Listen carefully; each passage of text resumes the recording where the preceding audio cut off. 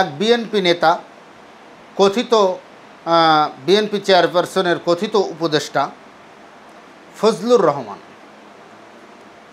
এই লোকটার কথাবার্তা শুনলে আমার কোনোদিনও ভালো লাগে না, তাকে সাইকো বলে মনে হয়।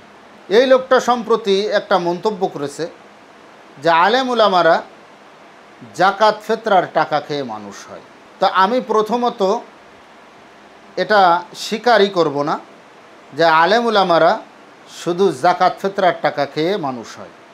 আমি একটা টাকাও কোনো দিন জাকাত ফেতরার টাকা খেয়ে বড় হইনি। আপনি ঢালাওভাবে প্রত্যেক মাদ্রাসা ছাত্রকে গরিব ফকির মিসকিনের সঙ্গে তুলনা করেছেন।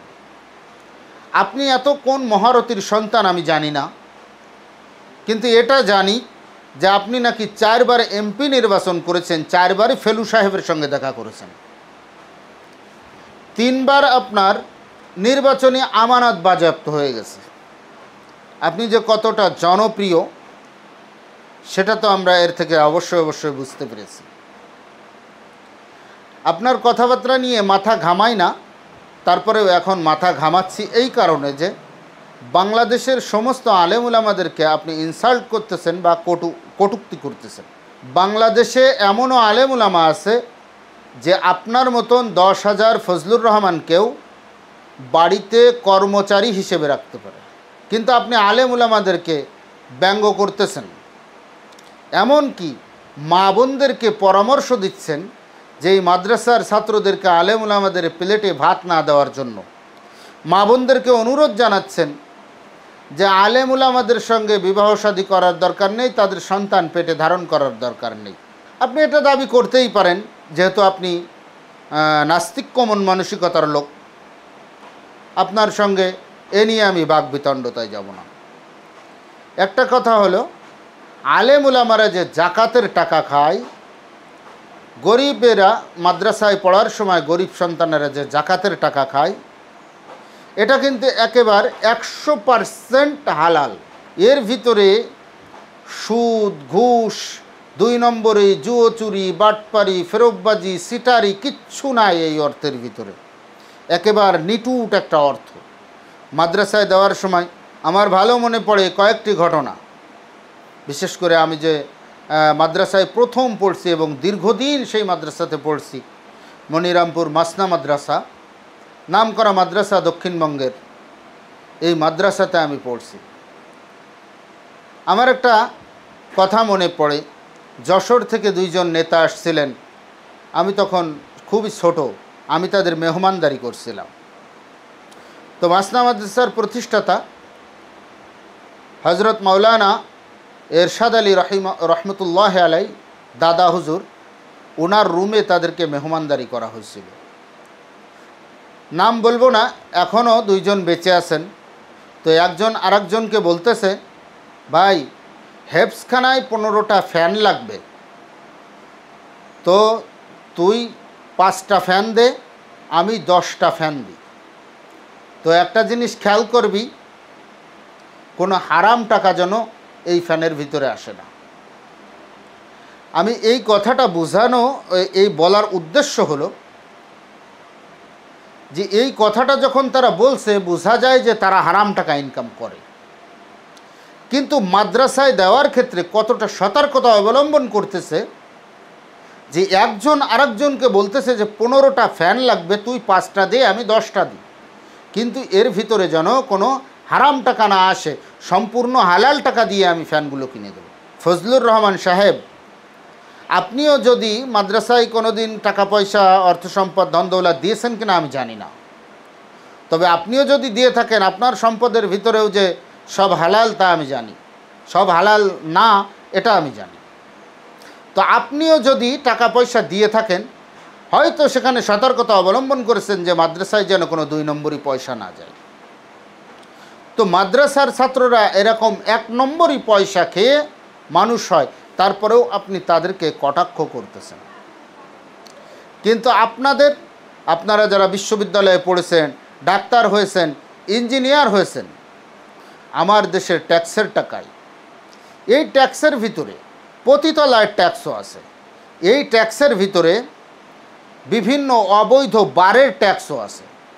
এই ট্যাক্সের ভিতরে ভিআইপি পতিতলায় আবাসিক হোটেলের ট্যাক্সও আছে। এই ট্যাক্সের ভিতরে সুদ, ঘুষ, 2 নম্বরই সব কিছু ট্যাক্সের টাকা আছে। এই টাকা খেয়ে, এই টাকা দিয়ে বিশ্ববিদ্যালয় চলে, প্রশাসন চলে। কিন্তু এই টাকা নিয়ে বা বিশ্ববিদ্যালয় নিয়ে, প্রশাসন নিয়ে, ডাক্তার নিয়ে, ইঞ্জিনিয়ার নিয়ে আমরা তো কোনো দিন প্রশ্ন উত্থাপিত করি না যে এই হারাম টাকা খেয়ে এরা লেখাপড়া করে। আমরা কিন্তু চাই এই টাকার ভিতরে সব হারাম না, এই টাকার ভিতরে কিছু অংশ আছে 2 নম্বরই টাকা। আমার দেশের ছেলেরা আমার ট্যাক্সের টাকায় ডাক্তার হবে, ইঞ্জিনিয়ার হবে, কলেজ বিশ্ববিদ্যালয়ে পড়বে। এতে আমরা অখুশি না। আমরাও চাই যে আমাদের দেশের ছেলেরা আমাদের ট্যাক্সের টাকায় ডাক্তার, ইঞ্জিনিয়ার সব কিছু হোক। কিন্তু ফজলুর রহমান সাহেব, আপনার কাছে একটু প্রশ্ন রাখতে চাই। আপনি কলেজ বিশ্ববিদ্যালয়ে পড়েছেন, আপনি কার টাকা খরচ করে পড়েছেন? আমরা তো মাদ্রাসায় পড়েছি, 100% জাকাত ফিতরার টাকা কেউ, আমি খাইনি, কিন্তু যারা খেয়েছে তারা 100% হালাল টাকা খেয়ে তারা মানুষ হয়েছে। আর আপনি ওই যে কিছু কিছু হারাম মিশ্রিত টাকা খেয়েছেন, ওই হারামটাকে এখনও আপনার দেহের ভিতরে রয়ে গেছে। এর জন্য এই সমস্ত বেয়াদবিমূলক কথাবার্তা আলেম উলামার শানে বলতেছেন। পরিশেষে ফজলুর রহমান সাহেব, আপনার কথা তো আমার শুনতেও ইচ্ছা হয় না, আপনার চেহারার দিকে তাকাইতেও ইচ্ছা হয় না। আপনার চেহারা আমার কাছে মানুষের চেহারার মতনই লাগে না। পরিশেষে আমি বিএনপির নীতি নির্ধারক যে সমস্ত নেতৃবৃন্দ আছেন তাদের কাছে অনুরোধ করব, বিশেষ করে বিএনপির ভারপ্রাপ্ত চেয়ারম্যান জনাব তারেক রহমান সাহেব, আপনার কাছে অনুরোধ জানাবো, শেখ হাসিনা এবং খালেদা জিয়া এই 2 জনের ভিতরে একটু ইসলামী মাইন্ডের মনে হয় বেগম খালেদা জিয়াকে। সজীব ওয়াজেদ জয় শেখ হাসিনার সন্তান, আপনি খালেদা জিয়ার সন্তান। সজীব ওয়াজেদ জয় জীবনে নামাজ পড়ে কিনা বা ওর যে সমস্ত নাস্তিক্য কথাবার্তা, তাতে মনে হয় না যে ও জীবনে নামাজ পড়ে। কিন্তু জনাব তারেক রহমান সাহেব, আপনার কপালে দেখছি দাগ হয়ে গেছে। একজন মানুষ অল্প স্বল্প নামাজ পড়লে কপালে দাগ হয় না, আমরা জানি।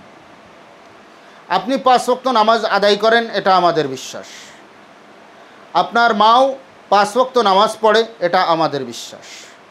তো এই ফজলুর রহমানের মতন হাইব্রিড টকশো কাঁপানো নেতা এই সমস্ত কথাবার্তা, যে সমস্ত গর্হিত কথাবার্তা বলে, কেউ বলে আপনার নাম নিতে গেলে ওযু করতে হবে, কেউ বলে আপনার বাপের নাম নিলে জান্নাতি, কেউ বলে আপনার মায়ের নাম নিলে আল্লাহ তাআলা সন্তুষ্ট হয়। এই সমস্ত কথাবার্তা যারা আপনাদেরকে অতিরিক্ত খুশি করার জন্য বলে, এই সমস্ত বেয়াদবগুলোকে আপনাদের দল থেকে বহিষ্কার করা উচিত। এই সমস্ত উল্টাপাল্টা মন্তব্য আলেম উলামাকে নিয়ে বা আপনাদেরকে অতি খুশি করার জন্য যারা এই সমস্ত উল্টাপাল্টা কথা বলে, বিগত দিনে আমরা দেখেছি আওয়ামী সরকারকে বা আওয়ামী প্রধানকে খুশি করার জন্য কেউ বলেছে হজরত শেখ হাসিনা, কেউ বলেছে কওমি জননী, বিভিন্ন উপাধিতে তাকে ভূষিত করেছে। কিন্তু আমরা কখনো দেখিনি যে এই সমস্ত নিয়ে প্রতিবাদও করতে দেখিনি, বা সোশ্যাল মিডিয়ায় বা মিডিয়ার সামনে একটু কথা বলতেও দেখিনি যে তোমরা একটু সাবধান হও, সংযত হও।